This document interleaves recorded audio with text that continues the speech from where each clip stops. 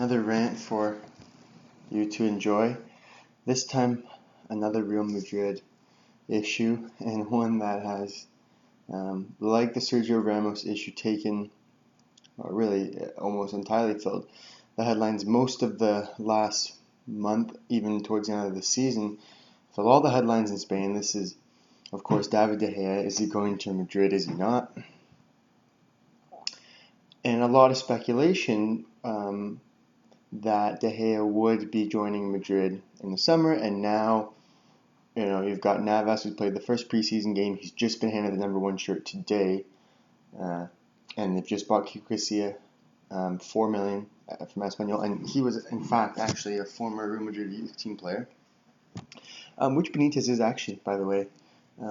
Anyway, so I'm just sort of going to explain my thoughts and what sort of bothered me about the whole saga, because it is at this point a transfer saga, and so is the Sergio Ramos. I mean, these things have been drawn up, and the sad part is you've still got over a month until the transfer window closes, and as long as De Gea doesn't leave United, there's going to be a ton of speculation. But him not leaving United this year is not necessarily does not necessarily say that he is not going to Real Madrid anytime soon, because in fact his contract is running out, 1 more year on it, and essentially the deal in place, the speculated deal in place, is that if Real Madrid don't pay a fee for him this year, he's not re-signing with United. They get him free next year. So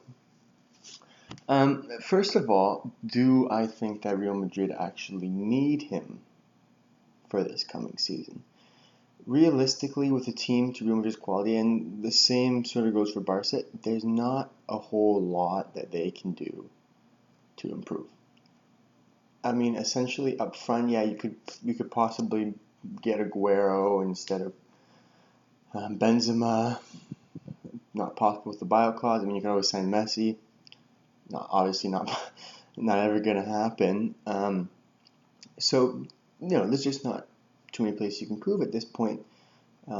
Marcelo's had 2 fantastic seasons. Last year he really came into his own. He was always a good attacking player, but I mean, he's got a lot of technique. He's a good crosser, good passing. He's an excellent dribbler, obviously, and he's always popped up with the occasional goal, a little combination with Ronaldo on the wing.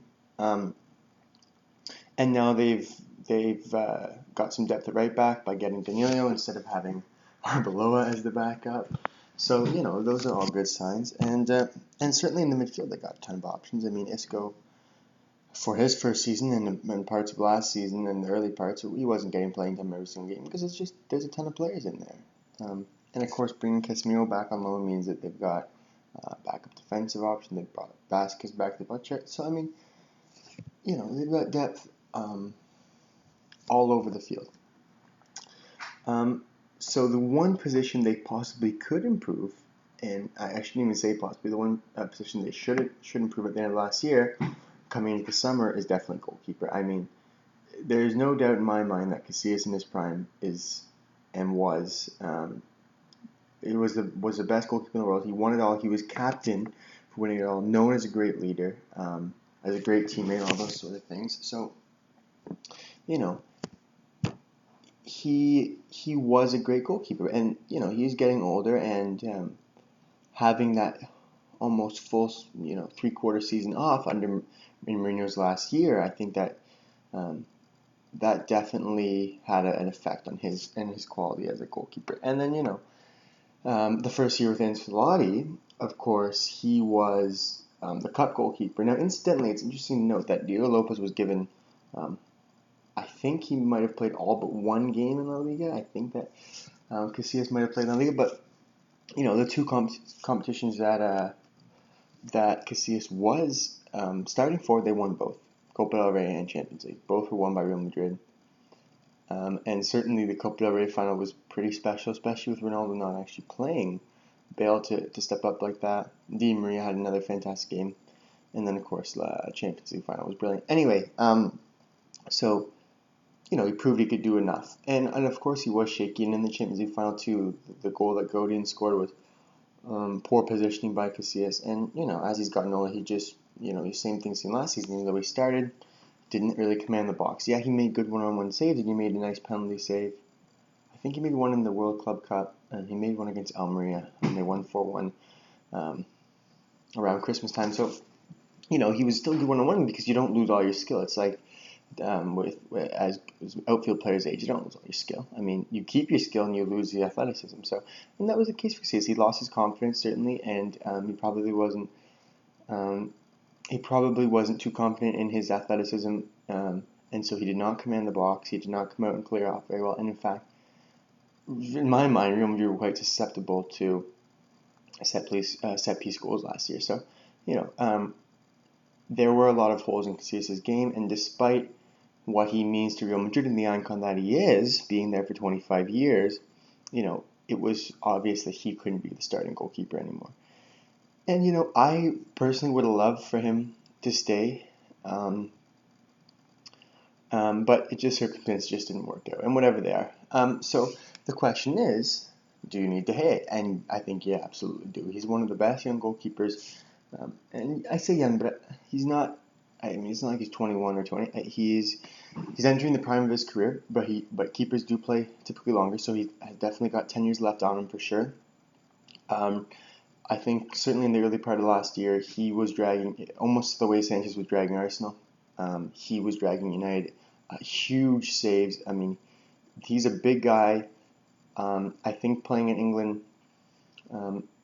In his formative years as a starter was good for him because it got him used to the physicality, got him used to having to command the box, big moments. You got the Premier League is the most watched league in the world. Everyone is watching him, and he definitely stepped up his game last season. Of course, he's formerly from Atletico Madrid. So he has all the right fundamental pieces in place. Not to mention, he is a great shot stopper. He really is. He's an excellent shot stopper. He's good reflexes, good one-to-one, and he spreads himself so well. If you notice, a lot of his saves not necessarily his eye on the ball, but he spreads himself so well, and he covers so much of the goal that he's able to pull off a save. So yeah, I think that De Gea should be brought in. And the question is, do you pay 25, 30 million for him to get him now, or do you wait to get him free? And for me, no. You do not pay 25 or 30 million. You have to wait exactly 12 months, for him to get him free. And he's made it clear he's not resigning. He wants to go to Madrid. Madrid want him. He wants Madrid. That's not going to be an issue a year from now. At least I'd be incredibly surprised if it was.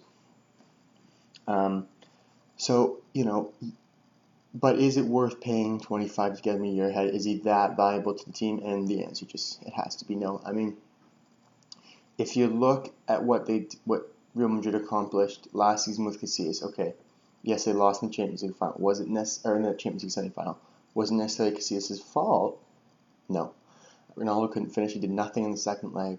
Bale couldn't finish to save his life. So there were many other issues, and the fact of the matter is Juventus just played well. So there were many other issues, and it wasn't Casillas' fault. Was it Casillas' fault that? He played horrendous against Atletico in the 4-0 loss, but the whole defense played played poorly, and not to mention, they didn't have half their starting lineup. I mean, it was Nacho and Varane at the back. So, Nacho's not necessarily the guy you want starting in the Madrid derby. So not a lot of it came down to Casillas, in my opinion. Clearly you can get away doing relatively well, not necessarily well for Real Madrid standards, but relatively well in terms of the league and the teams around you with a goalkeeper like Casillas. And to me, I mean, Kiko Casillas has made the most saves in the last 2 years in La Liga, so he's a good shot stopper. And we saw it when Espanyol played Madrid. I think Ronaldo did end up scoring a hat-trick, but he's a good keeper. He's I believe he's 6'5". He covers the goal well. And, they have a nice second option and I shouldn't say second option because it looks like Keylor Navas will be the first choice keeper, at least now. But again, one preseason game, so you don't know. And he's smaller, but he's very agile. He's a tremendous shot stopper. I mean, I recommend anyone to watch the highlights in his last season with Levante. Unbelievable goalkeeper, double, triple saves, just unbelievable stuff. He's so quick, gets up onto his feet really quick, and he's got a good vertical. So you've got two keepers that can give you two slightly different things. I mean, Casillas really commands the box. That's one thing that Navas doesn't. Casillas is a good shot stopper, but Navas is a brilliant shot stopper. And we saw in the World Cup too for Costa Rica, unbelievable reflexes. And actually, if you've seen his training videos, like he's just like a cat. It's unbelievable how quick he is and how agile. So to me, De Gea is not needed. Definitely not. They can get away one season, and you certainly look through the quality through the rest of the team. And people are saying that Barcelona are so far ahead. I don't think they are. I mean, Real Madrid lost the league by 2 points. They destroyed, not, I shouldn't say destroyed because it wasn't destroyed like Barca beat them 5-0 a couple of years ago, but they really did dismantle them 3-1 in the beginning of the season. And in fact, the matter is when they lost 2-1 in the second Clasico of the year, in fact, they probably created the better chances at Real Madrid, and for large parts of that game looked quite good, of course, taking nothing away from Barcelona and Suarez's brilliant winning goal. But Real Madrid were not outclassed. They were not dominated. They were not swept. So the gap is not as big as people think. Essentially, to answer the question, is De Gea needed? I would say no. I think Real Madrid save their 30 million, use it on a different player, and look for him next year. I think Hugo Garcia and Keylor Navas can get the job done. Between them, I have full confidence in. Thanks for watching, guys. Cheers for listening.